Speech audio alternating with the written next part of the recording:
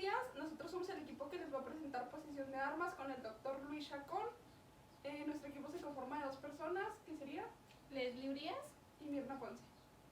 A continuación vamos a desglosar los temas. La posesión de armas consiste en poseer un arma o cargadores de cartucho de uso exclusivo del ejército.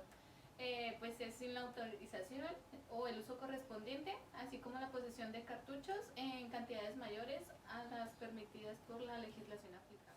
Nuestra problemática fueron 4 aspectos principales, donde el primero sería el tráfico de armas, donde podríamos decir que nuestro mercado clandestino ha crecido mucho, ya que nuestro principal exportador de armas es Estados Unidos y se usa para uso clandestino de los ciudadanos. Y pues por eso el mercado se ha expandido mucho. Nuestro segundo punto es fallas en la aplicación y negligencia de los ciudadanos en el conocimiento. En el momento en que sacas un permiso, ninguna autoridad te capacita para usar esa arma. Eso ya es tu responsabilidad y a tu conocimiento. En nuestro tercer punto sería piezas ilegales y terminación en el mercado clandestino. Como mencionábamos anteriormente, nuestro mercado clandestino ha crecido considerablemente, ya que muchos países son exportadores principales de armas y piezas para el uso de los ciudadanos o para llevarlos al mercado negro. El cuarto punto es la corrupción de autoridades. Aquí es donde no se da seguimiento a los decomisos y almacenajes, ya que por medio de un incentivo económico muchas personas se los ofrecen a las autoridades y ellos corrompen la ley y se las entregan o terminan en algún mercado clandestino, como ya lo habíamos mencionado. En la presente investigación tenemos como fin demostrar el enfoque de posesión de armas, los aspectos positivos como poseer un arma para seguridad y legítima defensa, y pues los aspectos negativos, como la aportación de armas ilegalmente, basándonos en fuentes de información confiables, y algunas gráficas para la obtención de estadísticas. La presente investigación tiene 3 objetivos principales. El primero sería describir el incumplimiento sobre el uso y porte de las armas. Nuestro segundo objetivo sería argumentar las normas constitucionales que deben regular el porte y el uso de las armas. Y nuestro tercer y último objetivo sería verificar estadísticamente la violencia u delincuencia mediante el uso de armas. La Constitución mexicana de los Estados Unidos nos otorga el derecho a todos los habitantes de México a poseer armas legalmente dentro de nuestro domicilio. Esto con ciertas restricciones que se harán otorgadas por la ley, ya que algunas armas que existen son para uso exclusivo del ejército. Esto con el fin de defender su vida, su patrimonio familiar, seguridad, etc. En la presente investigación tenemos como fin demostrar el enfoque de posesión de armas, los aspectos positivos como poseer un arma en su domicilio para su seguridad y legítima defensa, así como los aspectos negativos que tiene, que sería la aportación de armas, basándonos en fuentes de información confiables y pues algunas gráficas para la obtención de estadísticas que nos puedan llevar a saber más sobre el tema. Asimismo, la Constitución Política de los Estados Unidos tiene el artículo 10 que nos dice que los mexicanos tenemos derecho a poseer un arma en el domicilio para seguridad y legítima defensa. Esto a excepción de las armas prohibidas por la Fuerza Aérea y por la Guardia Nacional. En este caso, también la misma Sedena determina cuáles armas, lugares, condiciones, información que brinda para que un mexicano o una persona tenga un arma o tenga derecho a poseer un arma en el domicilio, ya que se hacen diferentes pruebas, análisis, tanto psicológicos como físicos, para determinar si eres apto para portar un permiso o no. Bueno, en nuestra información desglosaremos por qué los delitos de arma de fuego son un delito. El primero sería por la conducta que se tome, por el número de actos que tengan, por la duración que obtenga, el resultado que obtengamos de esa acción, la autonomía si es autónomo o es independiente, por la composición, por el número de sujetos y al final por poseer un arma sin haber hecho manifestación de ella en la Sedena, que es la Secretaría de la Defensa Nacional. En años recientes se observa el mayor uso de armas de fuego para su comisión en algunos delitos particulares, como para homicidios dolosos y los feminicidios. Durante el año 2018, en 32% de los delitos en que la víctima estuvo presente, el perpetrador portaba armas de fuego. La defensa es una causa excelente de responsabilidad penal necesaria para impedir o repeler la agresión a nuestros bienes, a nuestras propiedades o las de algún tercero, que es como vienen siendo como los familiares o alguna persona cercana. La legítima defensa no es un permiso para matar. Al momento de que se cuenta con el permiso para poseer un arma en tu domicilio, te dan ciertas limitaciones o te explican el procedimiento de cuándo se debe usar. Pues la agresión tiene que ser junto con la contestación de la persona. No va a contar como legítima defensa si algún día entran a tu casa y tú vas y lo sigues y lo matas. Pues ahí sería más o menos en un concepto como de venganza. Sería como más bien en legítima defensa actuar cuando la persona está actuando, pero pues no es como que vayan y entren a tu casa y tú vayas y los mates nomás solamente porque se metieron. O sea, ya algunas veces basta con llamar a la policía o los mismos miembros de la familia, pues ayudarse a sacar a la persona o entre vecinos o así. Y pues bueno, en la sanción se les dará de 3 a 6 años de prisión y de 180 a 360 días de multa al que fabrique, importe o venda un arma. Y pues en este caso todas las armas serán de Los delitos de arma de fuego son un delito por su autonomía, por su duración, por su composición, por el número de actos y por poseer un arma que no esté registrado ante la Secretaría de Defensa. Para disminuir la problemática de posesión y importación ilegal de armas, la Secretaría de Defensa Nacional, junto con algunos gobiernos estatales y municipales, han implementado una campaña de canje de armas de fuego a cambio de vales o beneficios para las familias que desean entregar este tipo de artefactos para su destrucción. Y pues aquí tenemos una tabla que es del 2012 al 2017 de los artefactos que se han entregado ante la Secretaría de Defensa Nacional. En el 2012 hubo 2.152 armas de fuego entregadas, 91 granadas y 43.521 cartuchos. En el 2013 hubo 30.993 armas de fuego, 2.297 granadas y 778.546 cartuchos. En el 2014 hubo 24.402 armas de fuego, 1.939 granadas y 850.912 cartuchos. En el 2015 hubo 15.846 armas de fuego, 1.888 granadas y 336.604 cartuchos. En el 2016 hubo 11.017 armas de fuego entregadas, 1.534 granadas y 225.653 cartuchos. En el 2017 hubo 6.896 armas de fuego, 1.219 granadas y 336.104 cartuchos.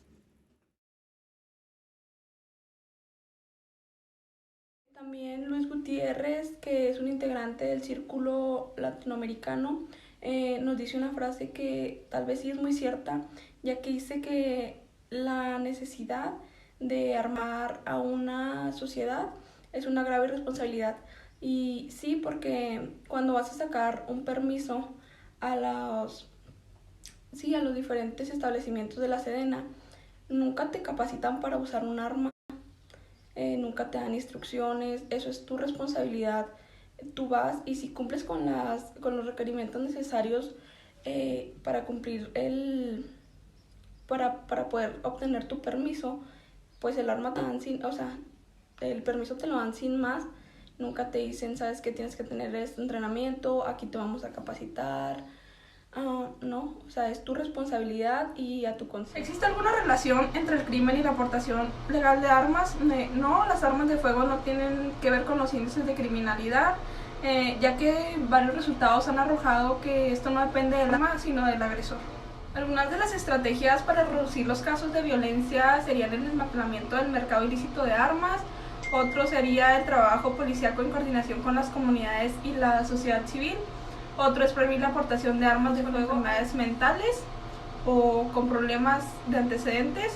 Otro es reducir el poder letal de las armas de fuego mediante una clasificación que obedezca su peligrosidad. Y por último sería regular las medidas de seguridad, el almacenamiento de las armas. Como se ha mencionado, la inseguridad es un sentimiento prevalente en la sociedad mexicana, ya que el 69.5% de las personas encuestadas entre marzo y abril del año 2009 en su identidad o municipio, el 60.1% son los casos que se han incrementado desde el año. Las formas y medios de ejecución, definimos que el delito se configura cuando se posee, se lleva consigo un arma de forma ilegal o que no sea proporcionada con un permiso de la Defensa Nacional.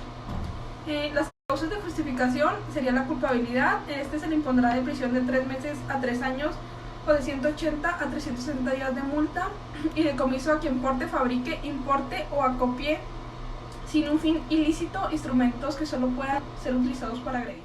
Algunos de los requisitos para sacar un arma o un permiso oficial sería acudir a una de las instalaciones de la Sedena, donde se hagan este tipo de trámites, donde te piden tu credencial de lector, tu cédula profesional, tu militar, la credencial del INAPAM, el del Seguro Social, comprobante de estudios, fotografía, carta de identidad, comprobante de domicilio, son algunos de los requisitos que se piden.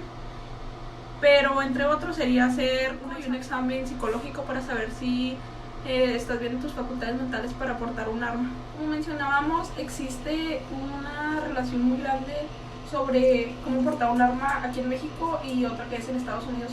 Por ejemplo, en Estados Unidos vas a una armería como si fuera un supermercado normal a comprar un arma y es legal traerlas en la calle, y aquí en México pues solamente las consigues de forma ilegal en el mercado negro, en el mercado clandestino, importaciones clandestinas o portando un permiso, pero solo se permiten las armas para los ciudadanos, ya que hay armas limitadas para la Sedena.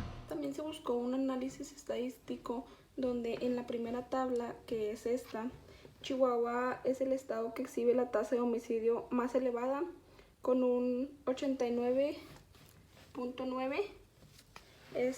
por cada 100,000 habitantes.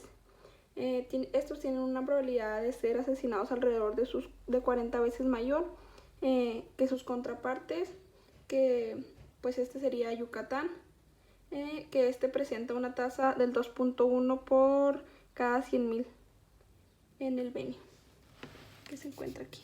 Una tasa de 2.1, hay una diferencia.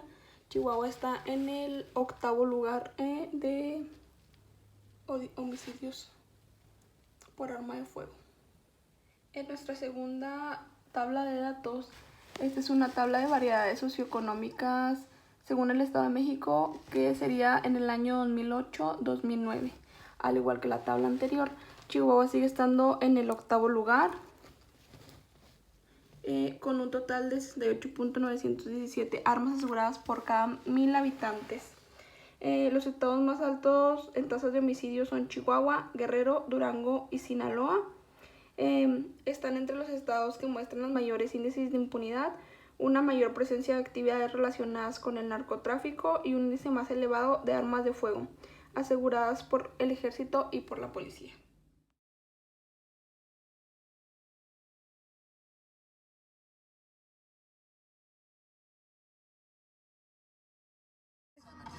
Mi nombre es Jesús, me dicen Echú.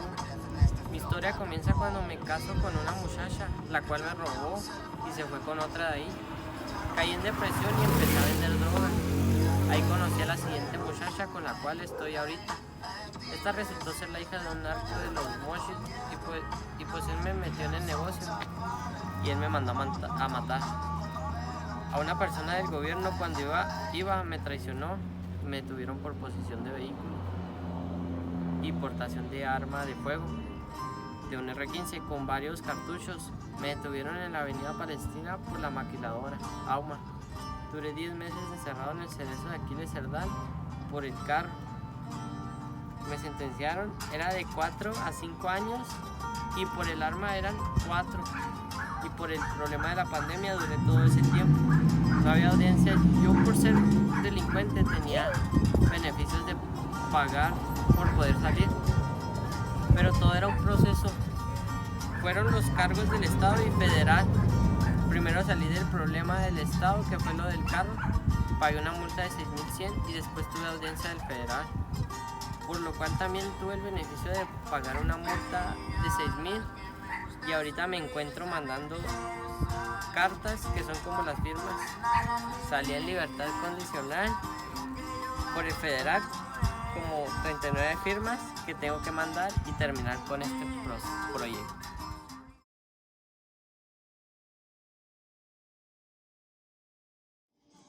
Ahora sí ya, ¿eh? Sí. La primera es, ¿cómo se registra un arma de fuego? Ok. Las armas de fuego se registran ante la Secretaría de la Defensa Nacional. Sí, estas tienen que tener por fuerza o por origen un número de registro. Este número de registro se verifica ante la Secretaría de la Defensa Nacional, que tiene un número de registros ahí en una base de datos específica, y dentro de esa base de datos va a salir si el arma, a lo que se le denomina que si el arma está limpia o si el arma no se encuentra limpia. Sí, el hecho de que el arma no se encuentre limpia pues significa que ha ocurrido un hecho que la ley considera como delito dentro de la misma, es decir, que está buscando esa arma. Si el arma se encuentra limpia, entonces se pasa a la etapa 2. La etapa 2 básicamente es el hecho de hacer el registro correspondiente. Me parece que ahorita el registro de armas de fuego, hasta donde yo tenía conocimiento, anda en 1,400 pesos.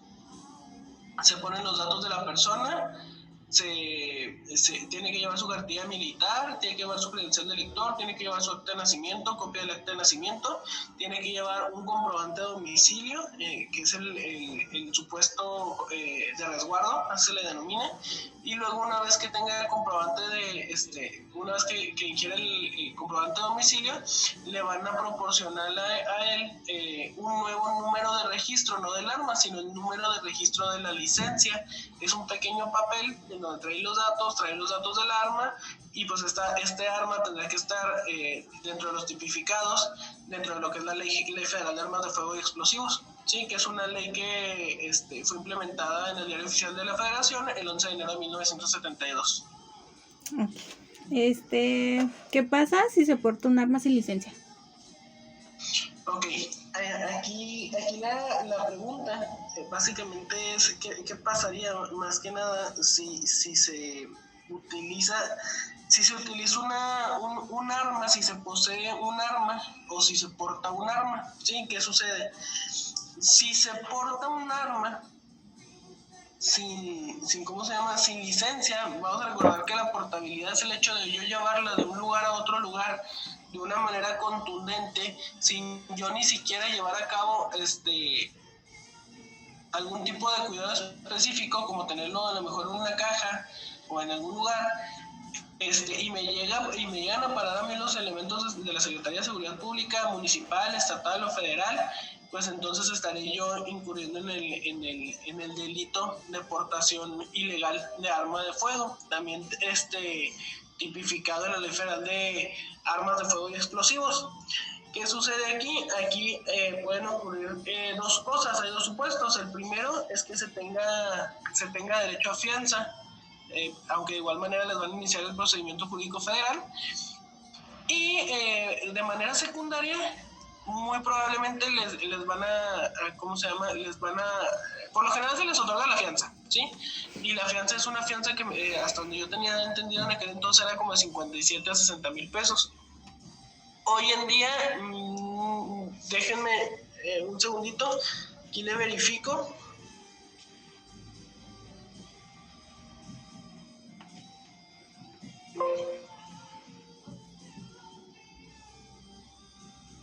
Ajá. Hoy en día la multa anda en 62,700 pesos. Entonces,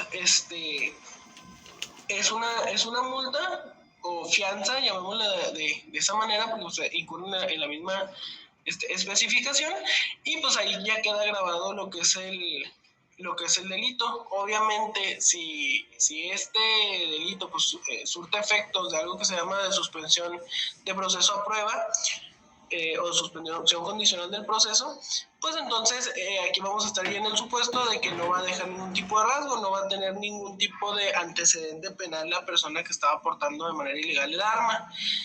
Sin embargo, si no se le lleva a cabo la fianza, pues se le lleva el procedimiento jurídico federal, van a lo que es el procedimiento penal directamente, a lo que es un procedimiento penal federal que consta de 3 etapas, lo que es la etapa de investigación, lo que es la etapa intermedia y lo que es la etapa de juicio oral, y ahí dictaminará el juez si va a fijar algún tipo de reparación de daño o si en su caso va a otorgar la prisión preventiva. La prisión preventiva es de oficio para este delito, toda vez que no se sabe para qué determinada acción se va a usar, gozar o disfrutar del arma, ¿sí? Ok. ¿Y tienes conocimiento más o menos de qué tipo de armas se pueden poseer en el domicilio? Ok. No se pueden utilizar armas de uso exclusivo del ejército. Esto es, por ejemplo, una 38, una 45 especial. Se pueden portar armas de calibre corto, ¿sí?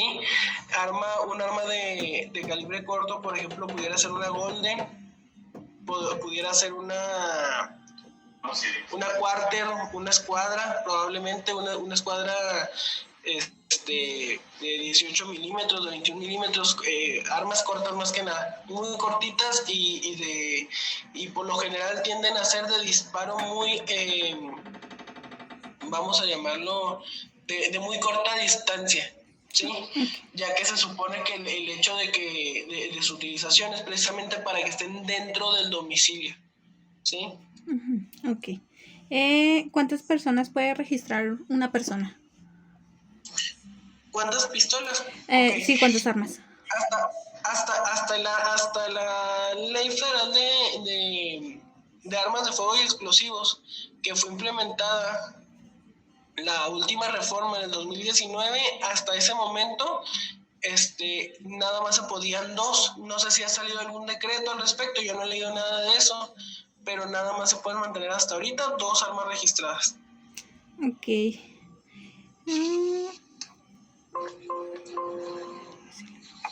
¿Una persona civil puede portar un arma fuera del domicilio registrado? No se puede. Ah, ok. Sí, porque incluso el artículo 15 de la Ley Federal de Armas de Fuego y Explosivos nos habla precisamente que el hecho de poseer nosotros armas es para poder asegurar nuestra defensa legítima, ¿sí?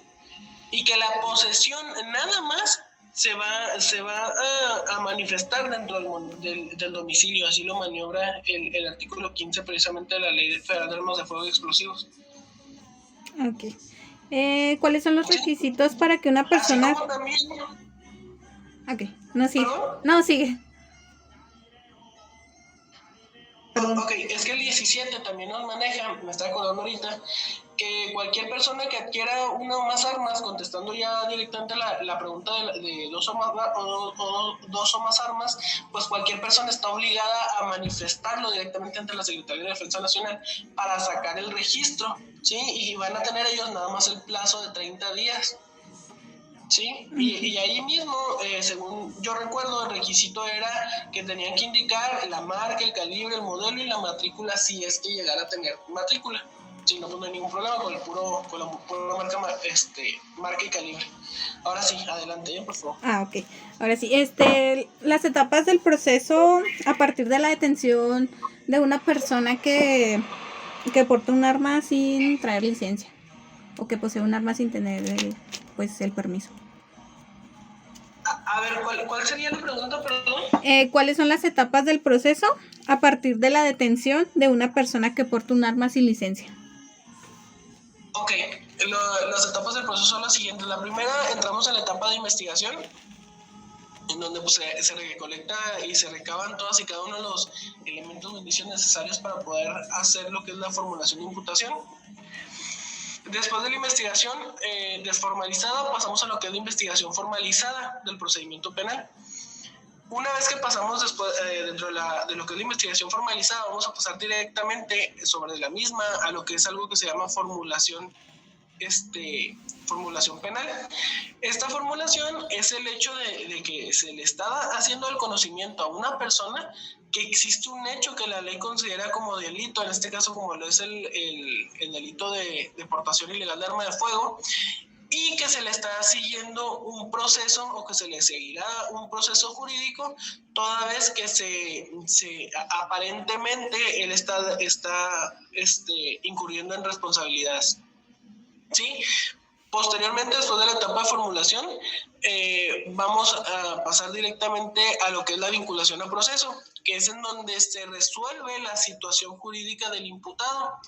Ahí sobre la vinculación a proceso, pues precisamente le van a decir a la persona, ¿sabe qué? Se encontraron elementos suficientes, sustanciales, pertinentes, concisos, concretos, congruentes, fundados y motivados para poder nosotros acreditar el hecho que la ley considera como delito de portación de arma de fuego de manera ilegal. Entonces, en ese momento el juzgador dirá por lo que lo estoy vinculando a proceso. Entonces, de ahí de la vinculación a proceso pasamos a algo que se llama etapa intermedia. Dentro de lo que es la etapa intermedia, vamos a encontrarnos que esta etapa es un pequeño filtro. Y este como pequeño filtro, como microfiltro que está ahí en la etapa intermedia, es nada más para el desahogo de las pruebas. Es decir, para la aprobación o para la negación de las mismas, de las que tengan que ser. Y una vez que nosotros terminamos por ahí con la depuración procesal o con la depuración de las pruebas, pasamos a lo que es el auto de apertura de juicio oral. Es decir, ya estamos terminando la etapa intermedia, pasamos a la etapa de juicio oral, en donde pues básicamente todas y cada una de las cuestiones que se vertieron en las dos etapas anteriores ya se van a desahogar ahora sí directamente. Iniciamos con algo que se llama auto de apertura de juicio oral, que es en donde se dan los primeros alegatos o es un resumen breve de lo que se verá durante el juicio de una manera muy concreta y sobre todo convincente. Y luego nos vamos a ir hacia lo que es la etapa de juicio oral, que es en donde se desahogan todas y cada una de las pruebas y de los complementos de prueba para poder, ¿cómo se llama? La redundancia, vale la redundancia, el hecho de poder probar satisfactoriamente el punto de la portabilidad ilegal, y luego se va a lo que es la clausura, lo que son los alegatos de clausura. Exactamente lo mismo que el primero. Es un pequeño resumen convenciendo directamente al juez de que efectivamente se probaron y se comulgaron todos y cada uno de los medios de prueba. Y ahí sobre la clausura se pronuncia ya el juez al respecto y ya viene la resolución para pasar directamente hacia lo que es la sentencia. La sentencia pues es básicamente el hecho de resolver si incurrió o no incurrió en una responsabilidad penal y cuál va a ser la pena, porque la penalidad puede ir de 5 a 25 años, hasta donde yo tengo entendido, y si no, pues sería la reparación del daño. Y la reparación del daño, pues, por lo común o la multa, vamos a llamarlo, porque todas las cosas tienden a poner multas, no nada más reparación de daño. Por lo común, vuelvo a repetirlo, suele ser entre los 50 y los 70 mil pesos. En pocas palabras, en esos parámetros es en los que se guía. Sí, pero en caso de no llegar a ningún tipo de arreglo con el juez, como algún procedimiento de aceleración, como lo es un mecanismo alterno a solución de controversias, que es el hecho de llegar a un acuerdo antes de iniciar el procedimiento jurídico pertinente, o proceder a un mecanismo de aceleración, como lo es el juicio abreviado, pues entonces sí estaríamos hablando que si se va directamente al juicio y se le sentencia, pues ya quedaría con antecedentes penales, ¿verdad? Ninguno de los dos anteriores, como lo es el juicio abreviado o un mecanismo de aceleración como lo que son los medios alternos de solución de controversia, quedaría ningún tipo de antecedente a menos que se vaya a juicio, ¿sí? Y que se resuelva. Ok. Bueno, era una última pregunta. Por decir, si yo tengo el permiso de posesión de armas en mi domicilio y alguien pues entra a robar así y lo mato, ¿qué pasa? Ok, ahí hay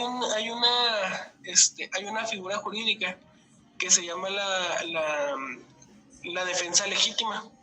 Uh-huh. Sí, la defensa legítima es el hecho que ninguna persona puede meterse, allá estamos hablando ya de lo que son artículos de seguridad y confianza legítima, como son el artículo 14, 16 y 17 constitucionales, que nos hablan precisamente que nadie podrá ser privado de sus propiedades, posesiones, sino mediante una orden judicial escrita. Entonces, si una persona se mete a su casa de manera ilegal y usted le dispara, siempre y cuando, porque es algo que a mí me parece un poquito, que incluso pudiera llegar a ser tema de tesis por ahí, siempre y cuando se encuentren en la misma condición, podrá hacer uso del arma de fuego.